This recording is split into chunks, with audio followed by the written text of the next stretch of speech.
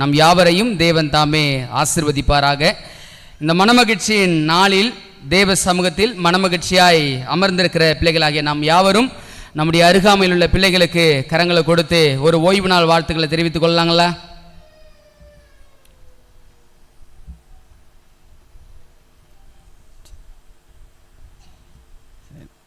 சந்தோஷம்.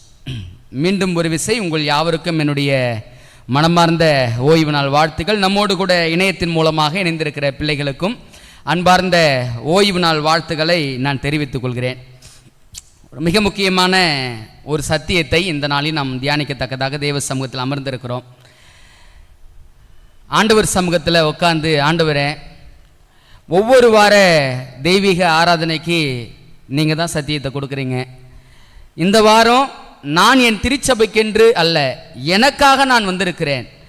எனக்காக என்ன சத்தியத்தை கொடுக்க போகிறீர்? அந்த சத்தியம் என் திருச்சபைக்கானதாய் மாற வேண்டும் தகப்பனே, என்னோடு பேசுங்கப்பா என்று சொல்லி ஆண்டவர் சமூகத்தில் தொடர்ச்சியாக ஒரு ஜெபம் இருந்து கொண்டே இருந்தது. இன்னைக்கு செய்தியினுடைய தலைப்பு சிதறி போகாத 99. இந்த வார்த்தையை வேதாகமத்தில் ஒரு இடத்தில் நாம் வாசிக்க முடியும்.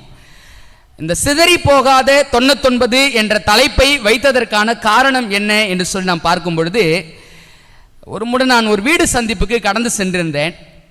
அந்த வீடு சந்திப்பு கடந்து செல்லும் பொழுது ஒருவங்க வீட்டுக்குள்ளே நான் நுழைந்து அவர்களோடு பேசி கொண்டிருந்தேன்.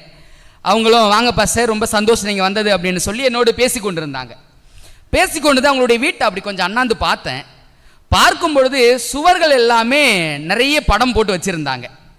அவருடைய குடும்ப புகைப்படங்களும் தனிப்பட்ட சில படங்களும் வசன காரியங்களும் இருந்து கொண்டே இருந்தது.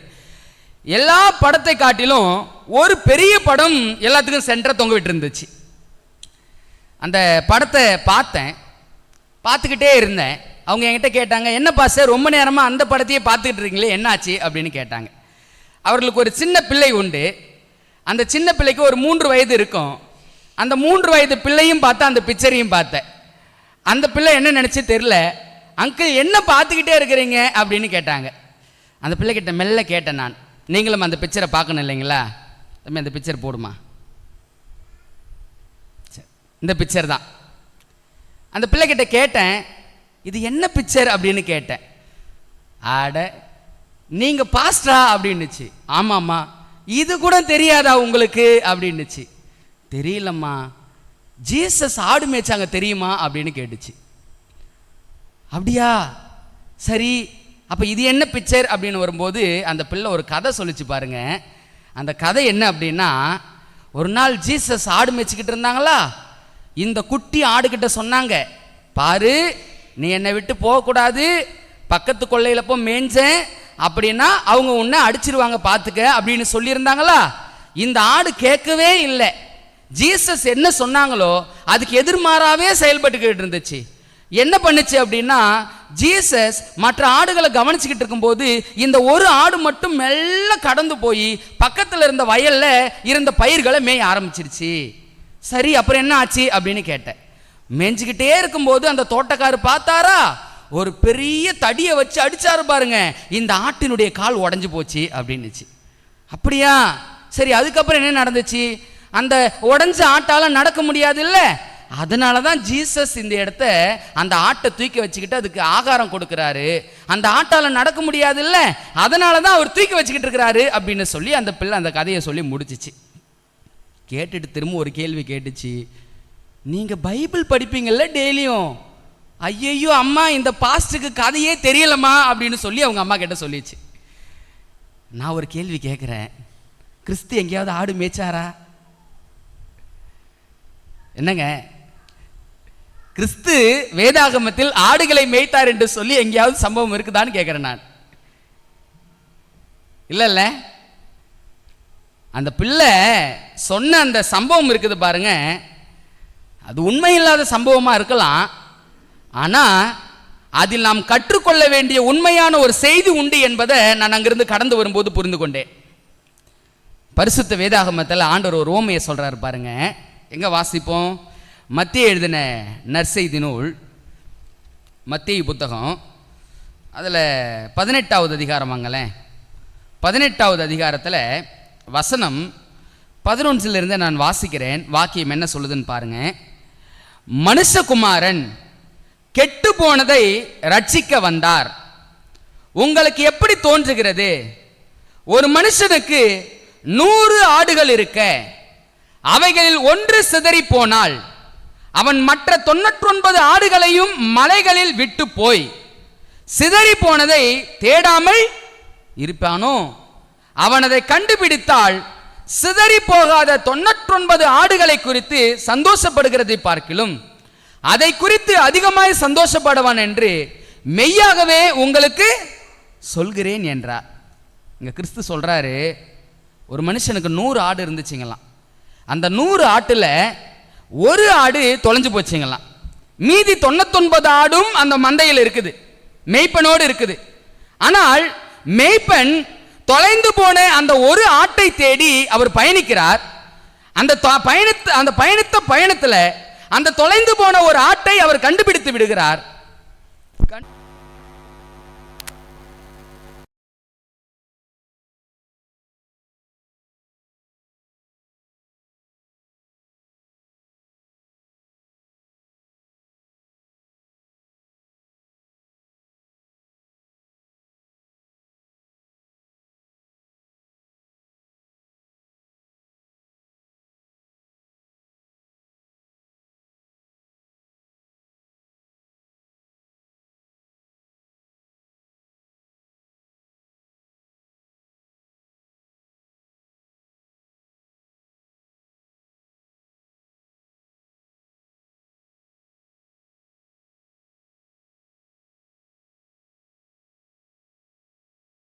ஒரு ஆடு கிடைத்து விடுகிறது பாருங்க. அந்த தொலைந்து போன ஒரு ஆட்டை கண்டுபிடித்து கொண்டு வருவதுதான் மேய்ப்பனுக்கு மிகப்பெரிய சந்தோஷமா. இப்ப நான் இந்த காரியத்தை ஒரு கணம் நம்முடைய பார்வையில் நான் அதை சிந்திக்கணும் அப்படின்னு நினைக்கிறேன்.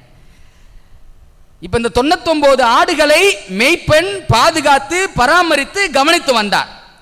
இந்த 99 ஆடுகளையும் பாதுகாத்து பராமரித்து வந்த மேய்ப்பன் அவர் எப்பொழுதும் போல பாருங்களேன், ஒவ்வொரு நாளும் ஆடுகளை மேய்ச்சல்களுக்கு கொண்டு செல்லும் பொழுது மேய்ப்பன் ஆடுகளை அறிவான், ஆடுகள் அவன் மேய்ப்பனை அறியும். இப்ப ஆடுகள் என்ன செய்து, இந்த 99 ஆடுகளும் மேய்ப்பனுடைய முகத்தை பார்க்குது. மேய்ப்பன் இயல்பா இருக்கிற அந்த இயல்பான முகத்தம் அவர்கிட்ட இல்லை. அவர் இயல்பா இருக்கக்கூடிய அந்த சூழ்நிலைக்குள்ளாக இந்த மேய்ப்பன் இல்லை. இப்ப 99 ஆடுகளும் அந்த மேய்ப்பனிடத்தில் ஒரு வித்தியாசத்தை பார்க்கிறது. அந்த வித்தியாசம் என்ன அப்படின்னா, என்ன மேய்ப்பன் எப்பொழுதுமே இல்லாதபடி ஒரு மாற்றம் தெரிகிறது. ரொம்ப சோகமா இருக்கிறாரு, ரொம்ப கஷ்டப்படுகிற ஒரு சூழ்நிலை இருக்கிறாரு அப்படின்னு சொல்லி ஆடுகள் எல்லாம் அந்த மேய்ப்பன் கிட்ட போயிட்டு என்ன பண்ணுது அப்படின்னா, நமக்கு தெரியும் இல்லை, சில நேர மிருக ஜீவன்களை வளர்க்கிற அனுபவம் நிச்சயமா நம்முடைய வாழ்க்கையில் இருந்திருக்கும்.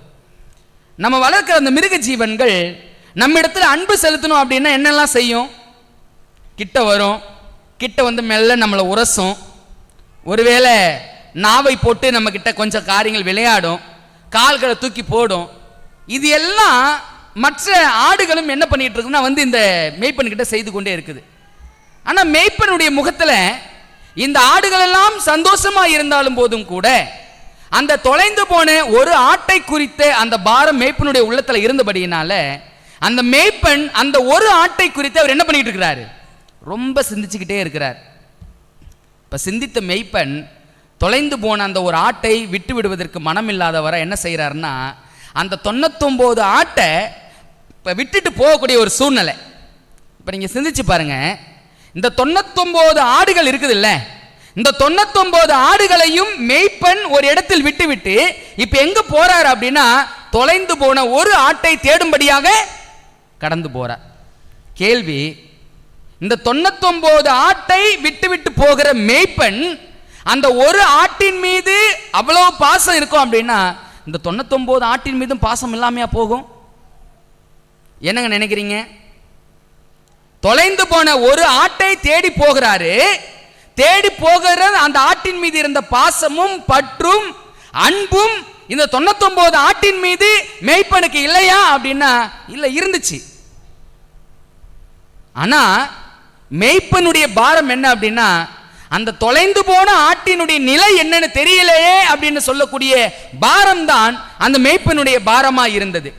நமக்கு எல்லாருக்கும் தெரியுங்க, வேதாகமத்தில் ஆண்டவர் ஓமைகளாய் பேசும்போது ஆடு என்பது யாரை குறிக்கும் அப்படின்னு நமக்கு நல்லாவே தெரியும் இல்லைங்களா? ஆடு என்பது வேதாகமத்தில் யாரங்க குறிக்கும்? யாரு? நானே நல்ல மேய்ப்பன் அப்படின்னு யார் தன்னை சொல்றாரு? கர்த்தராகிய இயேசு கிறிஸ்து சொல்றார். அப்ப நான் நல்ல மேய்ப்பன் அப்படின்னா ஆடுகள்னா யார சொல்லுவாரு? நம்ம தான் சொல்லுவார். அப்ப நீங்க சிந்திச்சு பாருங்க, இது ஏதோ ஆட்டை பற்றிய கதை அல்ல. இது யாரை பற்றி பேசுகிறது? நம்மை பற்றி பேசுகிறது. இப்ப இருக்கிற ஒரு ரியாலிட்டிக்கான விஷயத்தை இந்த சம்பவத்திலிருந்து படிக்க போறோம். இப்ப 99 ஆடுகளை விட்டு போகிற அந்த மேய்ப்பன் தொலைந்து போன ஒரு ஆட்டை தேடி பயணிக்கிறார் அப்படின்னா, இப்ப இந்த 99 ஆடுகளும் மனநிலை எப்படியா இருந்திருக்கணும்? நம்மோடு இருந்த ஒரு ஆடு, நம்ம எங்க போனாலும் நம்மோடு பயணிக்கிற ஒரு ஆடு, நம்மோடே உண்டு உறவாடி நம்மோடு சந்தோஷத்தில் கலந்திருந்த ஒரு ஆடு தொலைந்து போயிடுச்சு. இப்ப தொலைந்து போன ஆட்டை தேடி போகிற மேய்ப்பனை கண்டு இந்த 99 ஆடுகளும் என்ன செய்திருக்கணும்? சந்தோஷப்பட்டிருக்கணும்ல. மேய்ப்பன் கிட்ட போய் என்ன சொல்லியிருக்கணும்? மேய்ப்பனே, என் ஃப்ரெண்டு தான், என் சகோதரன் தான், என்னோட நெருங்கினவன் தான், தொலைஞ்சு போயிட்டான், எப்படியாவது அவனை கொண்டு போய் என்ன பண்ணுங்க, கண்டுபிடிச்சு கொண்டு வாங்க என்று சொல்லி இந்த 99 ஆடுகளும் அந்த மேய்ப்பன் கிட்ட போய் என்ன பண்ணிருக்கணும்? பேசியிருக்கணும். மேய்ப்பனும் கடந்து போனார். அந்த ஓமையை லூக்கா புத்தகத்தில் வாசிக்கும் போது அதை தான் அவர் சொல்றாரு. லூக்கா புத்தகத்தில் வாசிக்கும் போது அவர் சொல்ற வார்த்தை, இந்த ஒரு ஆட்டை தேடி போனாரு, கண்டுபிடிச்சாரு, கண்டுபிடிச்சு தோல் மேல போட்டுக்கிட்டு வரும்போது சந்தோஷத்தோடு வந்து யாரெல்லாம் கூப்பிடுறாரு நாங்கள் வாசிக்கும் போது தெரியும். தன் சிநேகிதரையும் தன் வீட்டாரையும் அக்கம் பக்கத்தில் உள்ள அனைவரையும் கூப்பிட்டு என்ன சொல்றாருன்னா, தொலைஞ்சு போச்சுல்ல ஒரு ஆடு, அந்த தொலைந்து போன ஒரு ஆட்டை நான் என்ன பண்ணிட்டேன்? கண்டுபிடித்து விட்டேன். நான் சந்தோஷமா இருக்கிறேன். நான் தொலைந்து போன ஆட்டை கண்டுபிடித்ததனால் சந்தோஷப்படுகிறது போல என்னோடு கூட சேர்ந்து நீங்களும் சந்தோஷப்படுங்கள். அந்த ஓமை எப்படிதான் முடியுது? ஆடுகளை குறித்து கிறிஸ்து சொல்லும்போது ஒரு வார்த்தையை சொல்றாரு. யோவான் எழுதின நற்செய்தி நூல். இந்த 99 ஆடுகளை மாத்திரம்தான் நம்ம கொஞ்சம் பார்க்க போறோம் இன்னைக்கு. அதில் நான் எங்கே இருக்கிறேன் என்பதை ஆண்டவர் எனக்கு சொல்றாரு. நீங்கள் எங்கே இருக்கிறீங்க என்பதை நீங்களும் அதில் கண்டுபிடிங்க. யோவான் 10வது அதிகாரம் வசனம் 11 வாசிக்கலாங்களா? நானே நல்ல மேய்ப்பன், நல்ல மேய்ப்பன் ஆடுகளுக்காக தன் ஜீவனை கொடுக்கிறான். கீழே வாசிங்க. மேய்ப்பனா இராதவனும் ஆடுகள் தனக்கு சொந்தமல்லாதவனுமான கூலியால் ஓநாய் வருகிறதை கண்டு ஆடுகளை விட்டு ஓடி போகிறான். அப்பொழுது ஓநாய் ஆடுகளை பீறி அவைகளை சிதறடிக்கும். அடுத்த வார்த்தைக்கா, கூலியால்,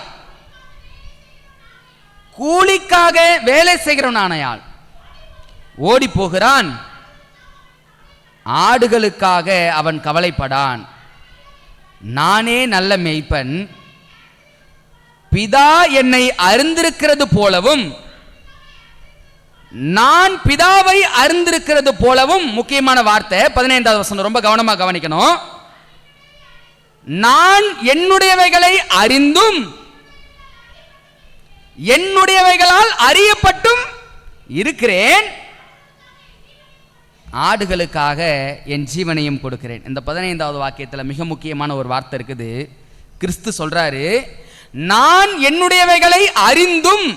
அப்ப மேய்ப்பன் ஆடுகளையும் ஆடினுடைய நிலையும் அவர் தெளிவா அறிஞ்சிருக்கிறார். வசனம் அதான் சொல்லுது, நான் என்னுடையவைகளை அறிந்தும்.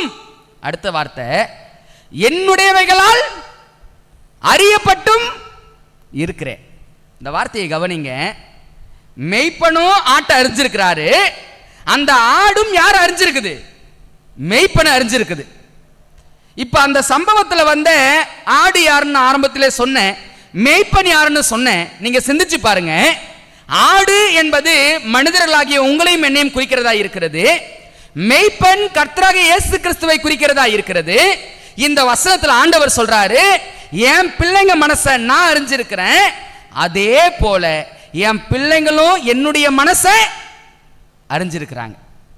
இப்ப கேள்வி, தேவன் நம்முடைய மனதை அறிந்திருக்கிறவரா இருக்கிறார் அப்படின்னா, இந்த காலங்களில் நாம் தேவனுடைய மனதை அறிந்தவர்களாய் காணப்படுகிறோமா? தேவன் தம்முடையவைகளை அறிவார். தேவன் அவருடைய ஆடுகளின் நிலையை அறிவார். தேவன் அவருடைய ஆட்டின் மனநிலையை அவர் அறிவார். அவருடைய ஆடா இருந்துச்சு அப்படின்னா அந்த ஆடு யாருடைய மனநிலையை அறிஞ்சிருக்கணும்? மெய்ப்பனுடைய மனநிலையை அறிஞ்சிருக்கணும். இப்ப சிந்திச்சு பாருங்க. தேவன் நான் யார் என்பதையும் என் மனம் என்ன என்பதையும் அவர் அறிந்தவராய் காணப்படுகிறார். நான் யாரு, எனக்கு என்ன தேவை, என் பிரச்சனை என்ன, எல்லா சூழ்நிலைகளையும் என்னை பற்றி அறிந்து வைத்திருக்கிற தேவனை நான் அறிந்து வைத்திருக்கிறேனா? தேவனுடைய மனசு இந்த காலங்களில் என்ன என்பதை குறித்து நான் சிந்திக்கிறவனா இருக்கிறேனா? தேவன் இந்த காலங்களில் அவர் ஆடுகளை அறிவார் அப்படின்னா அவருடைய ஆடுகளா இருக்கிற நீங்களும் நானும் உண்மையான மேய்ப்பனாகிய கிறிஸ்துவின் மனநிலையை அறிந்து கொண்டவர்களாய் நாம் வாழ்ந்து கொண்டிருக்கிறோமா என்பதை நம்ம கொஞ்சம் சிந்திச்சு பார்க்க வேண்டியதா இருக்குதுங்க.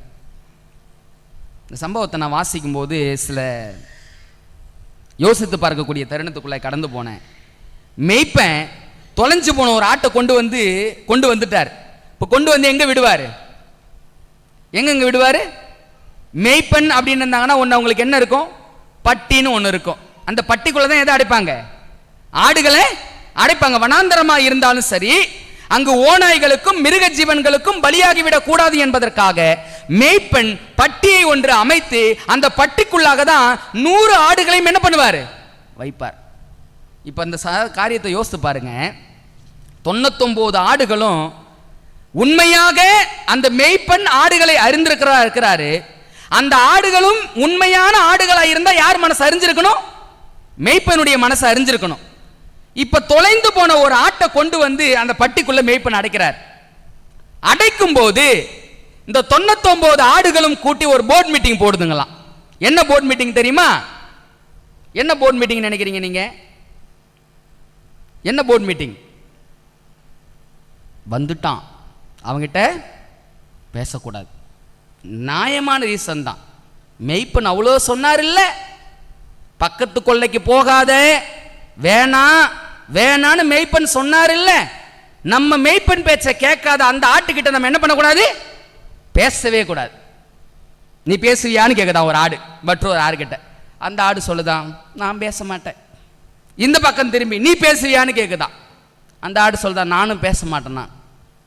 இப்ப நல்லா யோசித்து பாருங்க இந்த சம்பவத்தை. அந்த 99 ஆடுகளும் ஒன்று கூடி ஒரு பக்கத்தில் நிக்குது. அது என்ன பக்கம் அப்படின்னா, மேய்ப்பன் பேச்சை கேட்காத போன இந்த ஆட்டுக்கிட்ட யாரும் என்ன பண்ணக்கூடாது? பேசக்கூடாது. இந்த தொலைந்து போன ஆடு, அதனுடைய சம்பவங்கள் எல்லாம் தனியான சத்தியங்க. பலமுறை நான் அதை படிச்சிருக்கிறேன். இந்த தொலைந்து போன ஆட்டை மீட்டு கொண்டு வருகிற பொழுது அதனுடைய நிலை ரொம்ப மோசமான ஒரு நிலை. குத்துப்பட்டு மரித்த தருவாயில, மரணத்திற்கு நேராக இருக்கிற ஒரு தருவாயில தான் இந்த ஆட்டை மீட்டு கொண்டு வந்தார் மேய்ப்பன். இப்ப ஏற்கனவே அந்த ஆடு எப்படி இருக்குது? காயப்பட்டு இருக்குது. இப்ப அந்த காயப்பட்ட ஆட்டை மீண்டுமாக அந்த மேய்ப்பன் பட்டியலை கொண்டு வந்து அடைக்கிறாரு. இந்த 99 ஆடுகளும் ஒரு பக்கம் நிக்குது. எந்த ஸ்டாண்ட்ல நிக்குது அப்படின்னா, மேய்ப்பன் பேச்சை கேட்காத அந்த ஆட்டுக்கிட்ட யாருமே பேசக்கூடாது. இப்ப இந்த ஒரு ஆடு போய் கிட்ட போகுது. கிட்ட போனவனே, நோ நீ பேட், உங்ககிட்ட சேரக்கூடாதுன்னு சொல்லிட்டாங்க, நான் என்ன பண்ண மாட்டேன், உங்ககிட்ட சேர மாட்டேன்னு தள்ளி போகுது. இந்த ஆடு தன்னை அவர்களோடு இணைத்துக் கொள்வதற்காக எல்லா விதத்திலும் அது முயற்சி செய்கிறது. ஆனா 99 ஆடு இந்த ஒரு ஆட்டை சேர்த்துக் கொள்வதற்கான மனநிலையே இல்லை. குளிர் ரொம்ப ஜாஸ்தி ஆயிடுச்சான். இந்த குளிர் ஜாஸ்தியான நேரங்களில் இந்த ஆடுகள்லாம் என்ன பண்ணும் தெரியுங்களா? என்னங்க செய்யும்? அப்படியே ஒண்டி உரைச்சிக்கிட்டு அப்படியே எல்லாம் ஒன்று கூடி நிற்கும். ஏன்னா அந்த குளிரில் அவர்கள் உடல் சூட்டினால அந்த குளிரை தாக்கம் செய்ய வேண்டும் என்ற காரணத்துக்காக அப்படி உரசி நிற்கும். இப்ப ரொம்ப குளிருது. 99 ஆடுகளும் ஒன்று சேர்ந்து ஒரு இடத்துல நிக்குது. இப்ப இந்த ஒரு ஆடு ஏற்கனவே காயப்பட்ட ஆடு, ஏற்கனவே கஷ்டத்தை அனுபவித்த ஆடு, சரீர அளவிலும் சரி மனதளவிலும் சரி மிகுந்த பாதிப்பு நிறைந்த ஆடு. இந்த ஒரு ஆடு அந்த 99 ஆடோடு சேரணும் அப்படின்னு நினைக்குது. ஆனா என்ன பண்ண முடியலையா? சேர முடியல. இப்ப இந்த ஒரு ஆடு மெய்ப்பன் கிட்ட போ ஒரு பஞ்சாயத்து வைக்குது. என்ன பஞ்சாயத்து தெரியுங்களா? மெய்ப்பனே, ஏன் என்னை தேடி கண்டுபிடிச்சிங்கன்னு கேட்குது. என்ன கேட்குது? என்னைய தேடி கண்டுபிடிச்சிங்க. மெய்ப்பன் கேட்குறாரு, என்ன ஏன் என்ன ஆச்சு அப்படின்னு கேட்குறார். இது சொல்லுது, மெய்ப்பனே, நான் தவறான ஆடுதான், சொல் பேச்சு கேட்காத ஆடுதான், நான் உங்க வார்த்தையை மீறி போன ஆடுதான், கால்கள் உடைக்கப்பட்ட ஆடுதான், எல்லா விதத்திலும் குற்றமுள்ள ஆடுதான். என்னை அப்படியே விட்டுருந்தீங்கன்னா நான் எங்கன்னா மரிச்சு போயிருப்பேனே, என்னை ஏன் தேடி கண்டுபிடிச்சிங்க மெய்ப்பனே அப்படின்னு கேட்குது. என்ன பிரச்சனை, ஏன் என்ன காரியம் அப்படின்னு கேட்கும்போது அந்த ஆடு சொல்லுது, நான் ஏற்கனவே காயப்பட்டு இருந்தேன், ஆனால் நான் எப்படியாவது இந்த 99 ஆடு கூட சேர வேண்டும் என்று சொல்லி என் உள்ளம் துடிக்குது. நான் வெளியில் காயப்பட்டதை காட்டிலும் நான் எங்க அதிக காயத்தை அனுபவிக்கிறேன் அப்படின்னா இந்த பேழைக்குள்ளாக, இந்த காரியத்துக்குள்ளாக, இந்த பட்டிக்குள்ளாக நான் வேதனையும் கஷ்டத்தையும் அதிகமா அனுபவிக்கிறேன். நீங்க ஏன் என்ன தேடி கண்டுபிடிச்சிங்க? நீங்க சிந்திச்சு பாருங்க. இந்த ஒரு ஆடு அந்த 99 ஆடோடு சேருவதற்கு எவ்வளவு முயற்சி பண்ணுச்சு, எவ்வளோ காரியங்கள் செய்து பார்த்துச்சு. ஆனா அந்த 99 ஆடு சேர்த்து கொள்ளாமல் இருப்பதுல ரொம்ப கரெக்டா இருந்துச்சு. இரண்டாவது கேள்வி, இந்த 99 ஆடோடைய ஸ்டாண்டு சரியா தவறுங்களா? என்னங்க சொல்றீங்க? நீதியா இல்ல அநீதியான்னு கேட்கிறேன் நான். சரியா அல்லது தவறான்னு கேட்கிறேன் நான். மெய்ப்பன் பேச்சை கேட்காத ஆட்டை யாருங்க சேர்த்துக்குவாங்க? மெய்ப்பனுக்கு கீழ்ப்படியாத ஆட்டை யார் வச்சுக்க முடியும்? அப்ப இந்த 99 ஆட்டினுடைய அந்த பார்வை சரியானதா தவறானதான்னு கேட்கிறேன் நான். என்னங்க நினைக்கிறீங்க? சரியானதா தவறானதா? தவறானதா. எதை வச்சுங்க சொல்றீங்க தவறானதுன்னு? இந்த 99 ஆடு யாருக்காக பக்தி வைராக்கியம் பாராட்டுது? மெய்ப்பனுக்காக இல்ல. மெய்ப்பனுக்காக தான் 99 ஆடு ஸ்டாண்ட் பண்ணுதுங்க. ஆனா மெய்ப்பனுடைய மனநிலை என்ன என்பது அந்த ஆடுகள் அறியணுமா இல்லையா? என்னங்க ஆண்டவர் சொல்றாரு, நானே நல்ல மெய்ப்பன், நானே நல்ல மெய்ப்பன் சொல்லிட்டு அடுத்த வார்த்தை அவர் சொல்றாரு, என் ஆடுகளை நான் அறிந்திருக்கிறேன், என் ஆடுகளும் என்னை. இந்த 99 ஆட்டுக்கு அந்த மெய்ப்பனுடைய மனசு இருந்திருந்துச்சு அப்படின்னா அந்த ஆட்டை மெய்ப்பன் சுமந்து கொண்டு வரும்போது இந்த 99 ஆடும் பட்டியை விட்டு பிரிஞ்சு ஓடி இருக்கணுமா இல்லையா? எஜமான் அந்த மெய்ப்பனுக்கு போய் நன்றி சொல்லிருக்குமா இல்லையா? மெய்ப்பனே, என் சகோதரன் தொலைந்து போனான், மெய்ப்பனே, என் சிநேகிதன் என்னை விட்டு பிரிந்து போனான், மெய்ப்பனே, என்னை விட்டு அவன் கடந்து போனான், தேடி கண்டுபிடித்து கொடுத்தீங்க, நன்றி என்று சொல்லி இந்த 99 ஆடுகளும் மெய்ப்பன் பக்கம் நின்று இருக்கணுமா இல்லையா? ஆனா இந்த சம்பவத்தை நம்ம வாசிக்கிறோம், இந்த சம்பவத்தை புரிஞ்சுக்கிறோம். அந்த 99 ஆடுகள்னு யாரை தெரியுங்களா ஆண்டவர் சொல்றாரு? யாருக்காக இந்த ஓமை பேசப்படுதுங்க? பரிசேயர்கள். பரிசேயர் சதுசேயர்களை பத்தி பேசிக்கிட்டு இருக்கிறார் ஆண்டவர். ஆண்டவர் சொல்லும்போது அந்த வசனத்தை அப்படிதான் தொடங்கினாரு. இழந்ததை தேடவும் ரட்சிக்கவுமே மனுஷகுமாரன் வந்தார். இந்த உலகத்தில் இருக்கிற பாவிகளை மீட்டெடுத்து அந்த பரலோக ராஜ்யத்தில் சேர்ப்பதற்காக தான் பரலோகத்தின் தேவன் இந்த பூமிக்கு வந்தார். பாவிகளுக்கான ஒரு இடம் எதுவா இருக்கிறது அப்படின்னா அந்த பட்டி தான் பாவிகளுக்கான இடம். இந்த காரியத்தை நீங்க சிந்திச்சு பார்க்கும்போது அந்த 99 ஆடுகளும் உண்மையாக மெய்ப்பனுடைய மனநிலையை அறிஞ்சது அப்படின்னா அந்த உண்மையான அந்த 99 ஆடுகளும் மெய்ப்பனை உண்மையா புரிஞ்சிருந்தது அப்படின்னா மெய்ப்பன் எந்த ஸ்டாண்ட்ல நிக்கிறாரோ அந்த ஸ்டாண்ட்ல நின்று இருக்கணும். ஆனா பாருங்க, இந்த 99 ஆடுகளும் மெய்ப்பனுக்கு நிக்கிற மாதிரி தெரியுது, ஆனா மெய்ப்பனுடைய மனசு இல்லை. போன வாரத்துக்கு முந்தின வாரம் படித்தோம் இந்த இளையகுமாரன் மூத்த குமாரனுடைய சம்பவத்தில். இளையகுமாரன் தவறு செஞ்சு ஓடி போனவன் தான். ஆனா மூத்த குமாரன் எங்கே இருந்தவன்? தகப்பனோட இருந்தவன். அவன் வெளியே போய் தொலைஞ்சு போனான், இவன் வீட்டுக்குள்ளவே தொலைஞ்சு போயிட்டான். தகப்பனோடு இருக்கிறேன்னு சொன்னா, ஆனா யார் மனசு அவங்கிட்ட இல்லை? தகப்பன் மனசு இல்லை. கிறிஸ்துவுக்குள் அன்பானவர்களே, ஆண்டவர் சொன்னாரு, என் ஆடுகளின் மனநிலையை நான் அறிவேன், என்னுடைய ஆடுகளும் என் மனநிலையை அறியும் அப்படின்னு சொன்னாரு. இன்னைக்கு ஆண்டவருடைய மனசு என்ன தெரியுங்களா? இன்னைக்கு ஆண்டவருடைய பாரம் என்ன தெரியுங்களா? ஆண்டவர் 181 வருஷமாய் தேடலில் ஈடுபட்டு கொண்டிருக்கிறார். 181 வருஷமாய் அவர் தேடிக்கொண்டிருக்கிறார். தொலைந்து போன ஆடுகளை அவர் எப்படியாகிலும் தன் மந்தையில் சேர்க்க வேண்டும் என்று சொல்லி, மந்தையில் சேரா ஆடுகளை அவர் எப்படியாவது மந்தைக்கு கொண்டு வர வேண்டும் என்று சொல்லி தேவன் பிரயாசப்பட்டு கொண்டிருக்கிறார். இன்னைக்கு யோசிச்சு பாருங்க, அந்த ஆடுகள் நம்மையும் குறிக்கும் அப்படின்னா, அந்த மேய்ப்பனுடைய மனசு யார்கிட்ட இருந்திருக்கணும்? ஆடுகள் கிட்ட இருந்திருக்கணும்ல.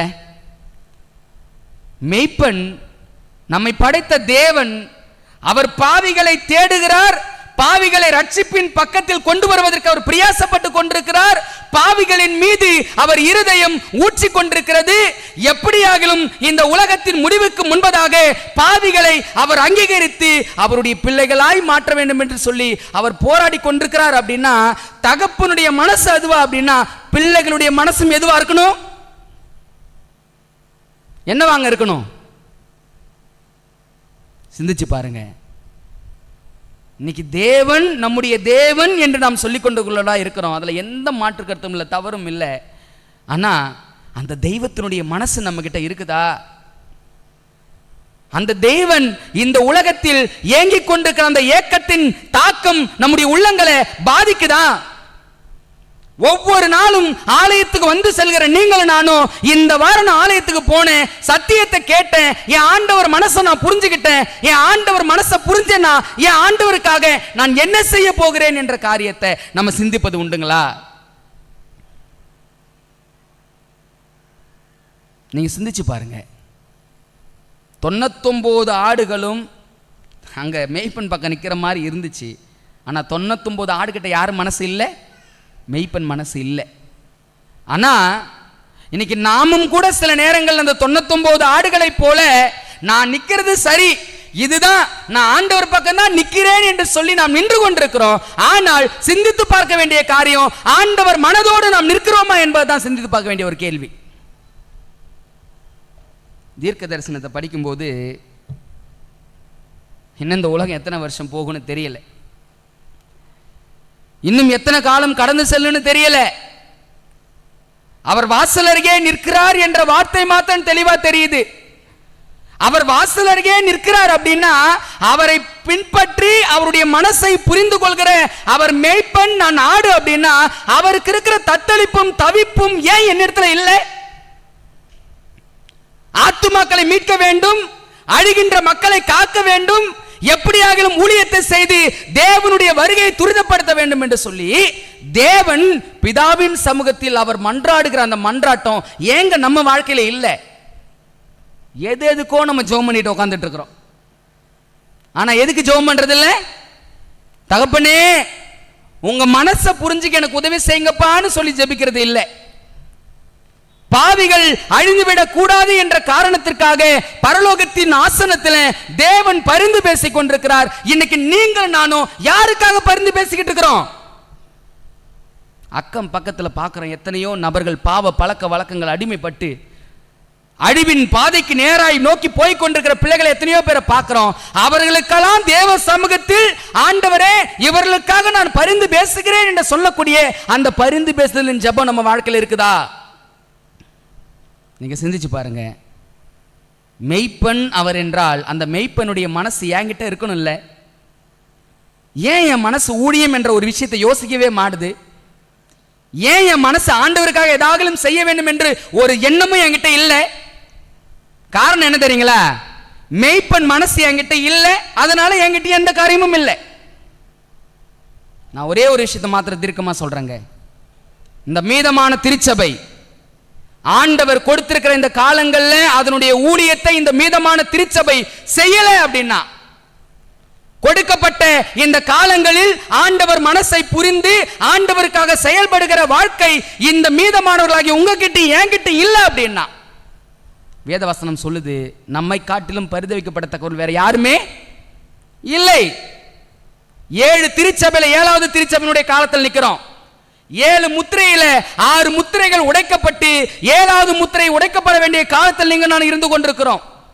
7 எக்காலத்தில் 6 எக்காலங்கள் முடிந்து 7வது எக்காலம் கிறிஸ்துவின் வருகைக்கு முன்னாடி சொல்லப்படுகிற அந்த 7வது எக்காலத்தின் காலத்தில் வாழ்ந்து கொண்டிருக்கிறோம். 4 யுத்தங்கள்ல 3 யுத்தங்கள் முடிந்து 4வது பெரும் யுத்தமாகிய அர்மகெதோன் யுத்தத்திற்கு முன்னாக நீங்கள் நான் நின்று கொண்டிருக்கிறோம். 7 வாதைகளுக்கு முன்னாக நீங்கள் நான் நின்று கொண்டிருக்கிறோம்.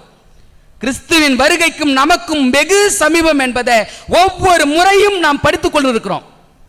ஆனா ஏன் ஊழியம் செய்ய வேண்டும் என்ற ஒரு எண்ணமே நம்ம மனசுக்குள்ள தோன்றமானது? ஆண்டவருக்காக ஏதாகிலும் செய்ய வேண்டும் என்ற காரியம் ஏன் தோணமானது?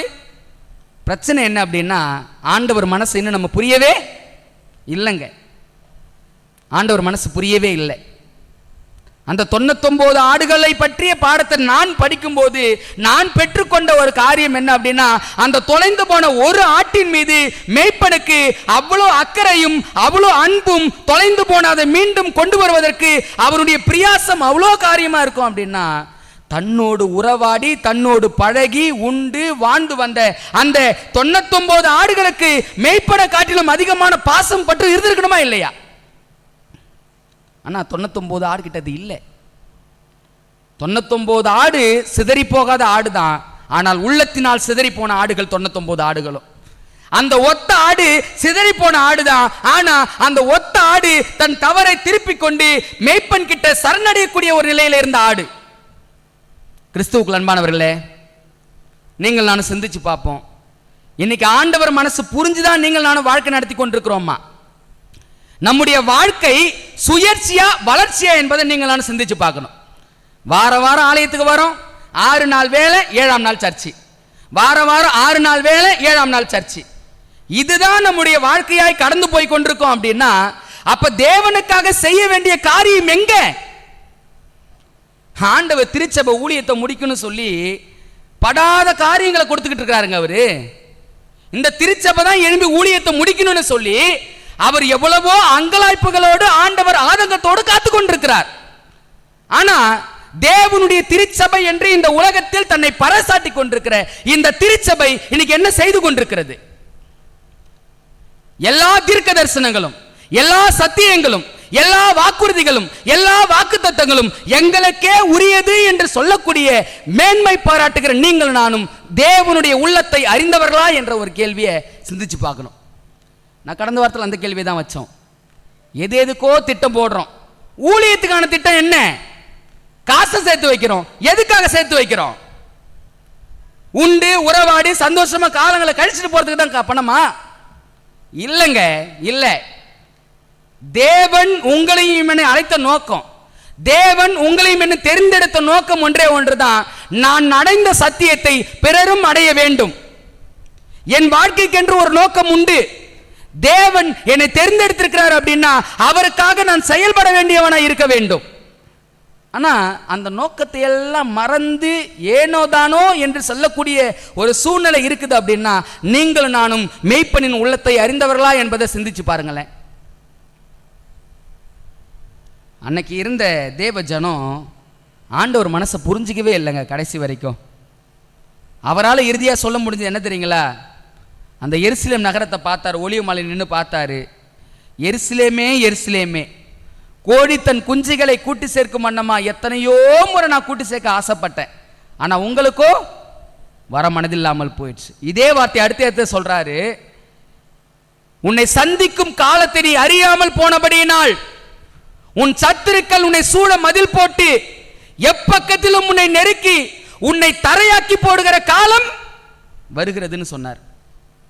தெரியுங்களா? எருசலேம் பட்டினத்தில் ஒருவேளை நீங்கள் நான் வாழ்ந்து கொண்டிருக்கிற விசுவாச வாழ்க்கையோடு வாழ்ந்து கொண்டிருப்போம் அப்படின்னா பாழாக்கும் அருவருப்பு நம்மை சூழ்ந்து கொண்டிருக்கிறது என்ற காரியத்தை நீங்கள் நான் சிந்திப்பது உண்டுங்களா? என்னுடைய நண்பர் ஒருத்தர் எனக்கு ஜோம் பண்ண ஒரு விண்ணப்பத்தை அனுப்பினார். என்ன விண்ணப்பம் தெரியுங்களா? எக்காரணத்தை கொண்டு தமிழ்நாட்டில் பிஜேபி மட்டும் வந்துடக்கூடாது, ஜோம் பண்ணுப்பா அப்படின்னாரு. என்னங்க அந்த விண்ணப்பத்துக்கு ஜோம் பண்ணலாமா? என்ன நினைக்கிறீங்க? என்னங்க, என்ன நினைக்கிறீங்க நீங்க? வரலாமா? நிறைய கிறிஸ்தவர்கள் ஓட்டு போடு போதுன்னு சொன்னாங்க. எதுக்கு போட்டுருங்க? அதுக்கு போட்டிருங்க.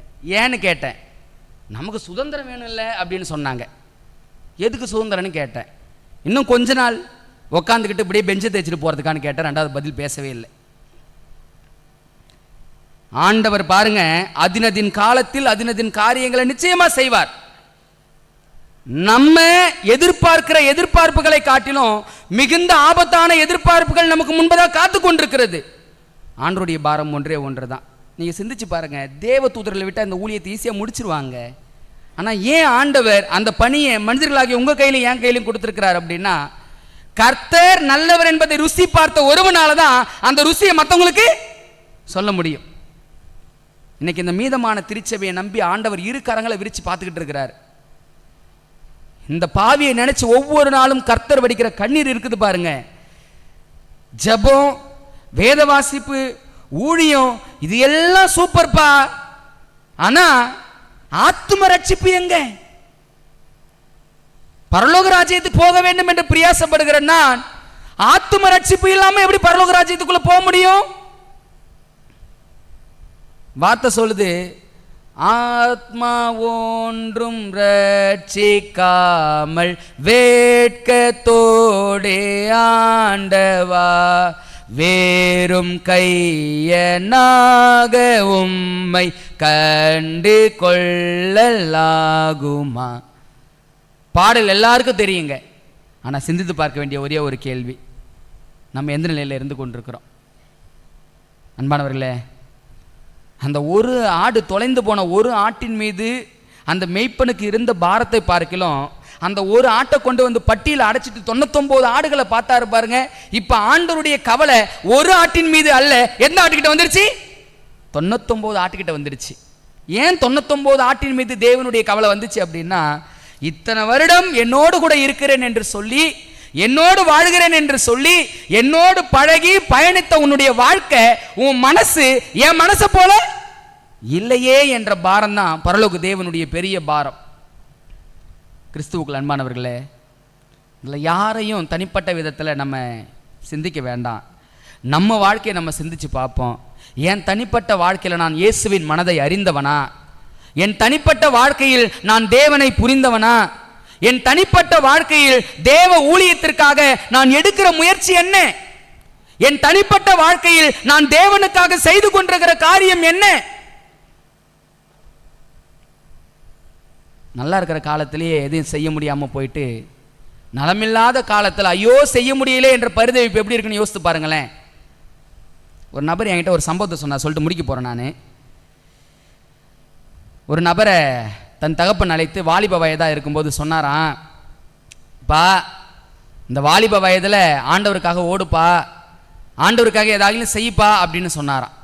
இந்த பிள்ளை சொன்னானா, அப்பா இருக்கட்டும்பா, வாலிப வயது அனுபவிக்க வேண்டிய காலம்பா, இந்த காலத்தில் நான் ஜாலியாக சந்தோஷமாக உலகத்தை அனுபவிச்சிட்றேன், அதுக்குன்னு ஒரு காலம் வரும்பா, அந்த காலத்தில் நான் செய்கிறேன்பா அப்படின்னு சொன்னாராம். தகப்பன் கேட்டாராம், எந்த காலம்பா அப்படின்னு. நம்மளால எங்கேயும் சுற்றி பார்த்து வெளி உலகங்களுக்கு போக முடியாத ஒரு காலம் வரும் பாருங்க, அப்போ பைபிள் எடுத்துட்டு ஊழியம் செய்கிறம்பா அப்படின்னு சொன்னாராம். நீங்கள் சிந்திச்சு பாருங்க, இன்னைக்கு சமாதானத்தின் காலங்களிலே நம்மளால இயேசுவுக்காக தேவனுக்காக ஒன்றும் செய்ய முடியல. நாளைக்கு இக்கட்டும் பிரச்சனையும் இருக்கிற காலங்கள் நம்மளால செய்ய முடியும்னு நினைக்கிறீங்களா நீங்க? வாய்ப்பே கிடையாதுங்க, வாய்ப்பே கிடையாது. தேவன் நமக்கு முன்பாக திறந்த வாசலை வச்சிருக்கிறாருங்க. இந்த திறந்த வாசல்ல நீங்கள் நானும் என்ன ஊழியத்தை செய்ய முடியுமோ அதை செய்து நிறைவேற்றணும். இக்கட்டும் பாடுகளும் கஷ்டங்களும் நம்மை நெருக்கி ஏவதற்கு எல்லாம் வாசற்படியில் நின்றுகிட்டு இருக்குது. ஆண்டவர் தீர்க்க தரிசன பார்வை உடையவர். அன்னைக்கு எருசலேம் நகரத்தின் மீது வருகிற அழிவை பார்த்து எப்படி கண்ணீர் விட்டாரோ, இன்னைக்கு மீதமான திருச்சபையை பார்த்து ஆண்டவருடைய கண்ணீர் ஒவ்வொரு நாளும் தாரை தாரையாய் வழிந்து கொண்டிருக்கிறது. ஏன் தெரியுங்களா? தீர்க்க தரிசனம் எனக்குரியது என்று சொல்லுகிற மீதமானவன், வாக்கு தத்தங்கள் எனக்குரியது என்று சொல்லக்கூடிய மீதமானவர், இந்த ஆண்டவர் எங்களுக்கே உரியவர் என்று சொல்லக்கூடிய மீதமானவர் இன்னைக்கு செயல்பட வேண்டிய விதத்தில் செயல்படலை. அவங்க செயல்பட்டு இருந்தாங்கன்னு வச்சுங்களேன், ஆண்டவர் எப்பயோ ஊழியத்தை முடிச்சுட்டு நம்மளை எல்லாம் பரலோகத்துக்கு கூட்டு போயிட்டு இருப்பாருங்க. நீங்கள் நான் சிந்திச்சு பார்ப்போம். அந்த 99 ஆடுகள் சிதறி போகாத ஆடு தான், மெய்ப்பனோடு இருந்த ஆடு தான். ஆனால் அந்த ஆட்டுக்கிட்ட யார் மனசு இல்லை? மெய்ப்பனுடைய மனசு இல்லை. ஒருவேளை அந்த 99 ஆடுகளை போல நீங்கள் நான் நினைச்சிருக்கலாம். அவன் பாவி, அவன் பிரிஞ்சு போயிட்டான், விலகி போயிட்டான், அவன் இப்படி இவன் இப்படி, என்ன காரியங்களோடு நீங்கள் யோசிக்கலாம். ஆனால் சிந்தித்து பார்க்க வேண்டிய ஒரே ஒரு கேள்வி, என்கிட்ட என் ஆண்டவர் மனசு இருக்குதான்றதான் கேள்வி. நான் ஆண்டவருக்காக என்ன செய்திருக்கிறேன்? என் குடும்பம் என்ன செஞ்சிருக்குது? என் தனிப்பட்ட வாழ்க்கையில் நான் இயேசுவுக்காக செய்தது என்ன? என் ஊழியம், என்னுடைய பங்கு திருச்சபையில் என்னவா இருக்கிறது என்ற காரியத்தை நீங்கள் நான் சிந்திக்கணும். அந்த சிந்தனைக்காக தான் இந்த சிதறி போகாத 99 ஆடுகளுடைய மணலையை ஆண்டவர் நமக்கு முன்னாக வைத்திருக்கிறார். இந்த 99 ஆடுகளை போல ஒருவேளை வாழ்க்கை நடத்தி கொண்டிருப்போம் அப்படின்னா, ஆண்டவர் இரு கரங்களை விரித்து கேட்கிற ஒரே ஒரு காரியம், என் மகனே, என் மகளே, என் பாரத்தை புரிஞ்சுக்குங்க, என் கஷ்டத்தை புரிஞ்சுக்குங்க. உலகம் முடிய போகுதுப்பா, என் பிள்ளைகளை மீட்கணும்ப்பா. நீ அறிஞ்ச சத்தியத்தை இன்னும் பக்கத்தில் இருக்கிறவன் அறியலப்பா, நீ அறிந்த சத்தியத்தில் இன்னும் அறியாமல் இருக்கிற அறிவிலப்பா. எத்தனையோ நபர்கள் இந்த சுவிசேஷத்தை அறியாமல் எல்லோரும் அவர்கள் நித்திய ஜீவனை இழந்து போகக்கூடிய ஒரு சூழ்நிலைக்குள்ள கடந்து போயிட்டு இருக்கிறாங்க. புறப்பட்டு போங்க, புறப்பட்டு போய் சகல ஜாதிகளுக்கும் சுவிசேஷத்தை பிரசியுங்கள் என்ற பாரம் தான் தேவனுடைய பாரமா இருக்குது. இன்னைக்கு மீதமான திருச்சபையில் என்னென்னலாம் இருக்குதுன்னு பாருங்களேன். நியாய தீர்ப்பு இருக்குது, பாபிலோன்னா இருக்குது, மிருகத்தின்முத்திரனான்னு என்ன சொல்ற காரியம் இருக்குது. இது எல்லாம் வைத்திருக்கிற மீதமான திருச்சபை எதை வச்சில்லைன்னா சுவிசேஷம் வச்சில்லை. ஏன் வைத்தில்லைன்னு சொல்றேன்? அந்த சுவிசேஷத்தை வைத்திருந்தாங்க அப்படின்னா அந்த சுவிசேஷம் அவர்களை மாற்றிருக்கும், அவர்கள் மூலமாய் அநேகரை மாற்றத்துக்குள்ள வழி நடத்தியிருக்கும். பவுல் அப்போஸ்தலன் அதை தான் செஞ்சார். அந்த சுவிசேஷம் பவுல் அப்போஸ்தலனை மாற்றத்துக்குள் கொண்டு வந்துச்சு. அந்த சுவிசேஷத்தை கொண்டு போன பவுல் எத்தனையோ நபர்களை கிறிஸ்து இயேசுவுக்காக ஆதாயப்படுத்தினார் என்று சொல்லி பார்க்கிறோம். அன்பானவர்களே, இந்த ஆலயத்தை விட்டு கடந்து போகும் பொழுது நீங்கள் நான் சிந்தித்து பார்க்க வேண்டிய ஒரே ஒரு காரியம், மந்தையில் 100 ஆடு இருக்கலாம். அந்த 100 ஆடுல ஒரு ஆடு தொலைஞ்சு போயிருக்கலாம், அதை மேய்ப்பன் கொண்டு வந்து விட்டிருக்கலாம். ஒருவேளை 99 ஆடாய் நான் வாழ்க்கை நடத்தி கொண்டிருக்கலாம். ஒரு ஆடாய் இருந்தாலும் சரி, 99 ஆடாய் இருந்தாலும் சரி, காரியம் அந்த மேய்ப்பனுடைய மனசு இருக்குதா என்பதுதான் காரியம். என் ஆடுகளை நான் அறிவேன், என்னுடையவைகளும் என்னை அறியும்னு சொன்னார். அப்படின்னா அவருடைய ஜனங்களாய் நீங்கள் நானும் இருப்போம் அப்படின்னா அவரை அறிந்திருக்க வேண்டிய அவசியம் எவ்வளவு என்பதை நீங்கள் நானும் சிந்திச்சு பார்ப்போம். இன்னைக்கு உலகத்தில் அநேக பேர் அழிந்து கொண்டிருக்கிறாங்க. அந்த அழுகின்ற ஆத்துமாக்களுக்காக நீங்கள் நான் எடுக்கிற முயற்சி என்ன? அந்த அழிந்து கொண்டிருக்கிற ஆத்துமாக்களுக்காக காப்பாற்றுவதற்கு நீங்கள் நானும் செயல்படக்கூடிய காரியங்கள் என்ன? ஒருவேளை நீங்கள் சிந்திக்கலாம், நாங்கள் பல காரியங்களை செய்து பார்த்துட்டோம், இந்த பகுதியில் ஒன்றுமே நடக்கலை அப்படின்னு சொல்லி யோசிக்கலாம். நோவா எந்த காலத்தில் அதிகமாக செயல்பட ஆரம்பித்தார்னு சொல்லி படிக்க ஆரம்பித்தேன். நோவா எத்தனை வருஷங்க பிரசங்கம் பண்ணார்? 120 வருஷம் பிரசங்கம் பண்ணாருன்னு தெரியும். நோவாவுடைய ஊழியம் எப்போ அதிகமாச்சு தெரியுங்களா? எப்போ அதிகமாச்சு தெரியுங்களா? 100 வருஷம் பிரசங்கம் பண்ணுறாரு, மனம் திரும்புவதற்கான எந்த சூழலும் மக்கள் மத்தியில் இல்லை. மீதம் இருக்கிற 20 வருஷத்தில் அவர் ஊழியத்தை கொண்டு வந்துக்கிட்டே இருக்கிறாரு. அந்த கடைசி இரவு இருக்குது பாருங்க, அந்த கடைசி இரவில் நோவா பரிதவிச்ச அந்த பரிதவிப்பு இருக்குது பாருங்க. என் ஜனங்களே, நீங்கள் அழிவை சந்திக்க போறீங்க, நீங்க எல்லாம் மீண்டு கொண்டு வாங்க என்பதை இந்த 120 வருஷத்துல எல்லா நாட்களும் அவர் பிரசங்கித்த பிரசங்கத்தை காட்டிலும் அந்த கடைசி இரவின் பிரசங்கம் ரொம்ப பாரத்தோடும் வல்லமை உள்ளதாயும் இருந்துச்சுங்களாம். ஏன் அப்படின்னா மக்கள் அழிவில் விளிம்பில் இருக்கிறார்கள் என்பதை நோவா புரிஞ்சுக்கிட்டார். நீங்கள் நானும் புரிஞ்சுக்கிட்டோமா? மக்கள் அழிவின் விளிம்பில் வந்துட்டாங்க என்பதை புரிஞ்சுக்கிட்டோமா? அக்னியும் கந்தகமும் காத்து கொண்டிருக்கிறது என்பதை நீங்கள் நானும் புரிந்து கொண்டோமா? அந்த அக்னி கந்தகத்துக்கு இரையாகிற கூட்டம் பெரிய கூட்டம் என்பதை நீங்கள் நானும் அறிந்து கொண்டோமா? அறிந்து கொண்டவனுடைய மனசு சும்மா இருக்குமாங்க? அன்பானவர்களே, தேவ மனதை புரிந்து கொள்ள முயற்சி செய்வோம். 99 ஆடாக இருந்தாலும் சரி, ஒரு ஆடாக இருந்தாலும் சரி, ஒரு ஆடும் ஆண்டவர் மனசை புரிஞ்சுக்கல, 99 ஆடும் ஆண்டவர் மனசை புரிஞ்சுக்கல. 100 ஆடுகளும் ஆண்டவர் மனசை புரியாத ஒரு வாழ்க்கையை தான் வாழ்ந்து கொண்டிருந்தது. ஆனால் ஆண்டவர் சொன்னார், என்னுடைய ஆடுகள் என் சத்தத்துக்கு செவி கொடுக்கும். இந்த மந்தையில் இல்லாத அநேக ஆடுகள் வேறு மந்தையில் எனக்கு இருக்கிறது. அவைகளெல்லாம் நான் கூட்டி சேர்ப்பேன் என்று சொல்லி ஆண்டவர் வாக்கு கொடுத்திருக்கிறார் அப்படின்னா அவர் மனதை புரிந்த ஆடுகளாய் இருக்கிறவைகள் செயல்படும். அந்த செயலாற்றத்தை நம்முடைய திருச்சபையிலும் தொடங்குவோம். கர்த்தர் தாமே நம் அனைவரையும் ஆசீர்வதிப்பாராக. ஆமென்.